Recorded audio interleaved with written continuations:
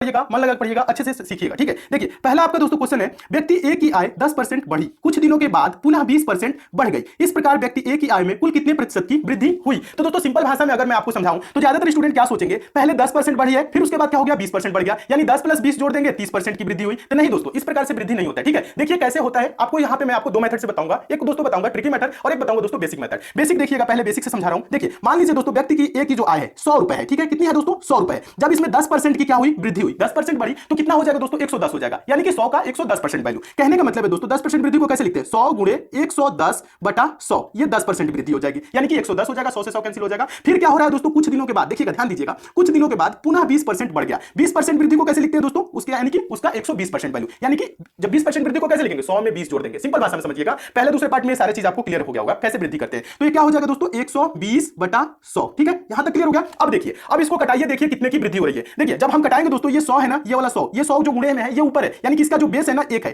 Simple भाषा में समझिएगा, यहां पे ये दिख नहीं रहा है आपको, लेकिन बेस इसका 1 है। ठीक है, तो ये 100 से 100 कैंसिल हो जाएगा। फिर क्या होगा दोस्तों, यहां पे 1 0 है, 1 0 ये वाला कैंसिल हो जाएगा, 1 0 ये है, 1 0 से ये कैंसिल हो जाएगा। बचा ऊपर क्या दोस्तों आपका 11 गुणे 12, ये बच रहा है ना, तो आप गुना कर लीजिए। देखिए ये 11 है और ये 12 है, दोनों को आपस में गुणा करिए, तो गुना जब करेंगे तो 11 दूना के क्या हो जाएगा 22 और हासिल हो जाएगा 2, फिर 11 कम 11 और 11 में 2 जोड़ेंगे तो क्या हो जाएगा दोस्तों 13 हो जाएगा। यानी कि उस व्यक्ति की आय अब क्या हो गई दोस्तों 132 रुपए हो गई। पहले आय क्या थी दोस्तों 100 रुपए थी, अब इसकी आय क्या हो गई 132 हो गई। यानी कि उसके आय में कितने प्रतिशत की वृद्धि हुआ दोस्तों, बताइएगा, उसके आय में कुल कितने प्रतिशत की वृद्धि हुई। 100 से 132 हुआ, यानी 32। जब दोस्तों 100 पे जो वृद्धि होता है हम उसको डायरेक्ट बोल सकते हैं उतने परसेंट की वृद्धि हुई, यानी कि 100 से कितना ज्यादा है 32 है ना। देखिएगा 100 से 132 हो गया, यानी कि दोस्तों हम सिंपल भाषा में बोल सकते हैं 32%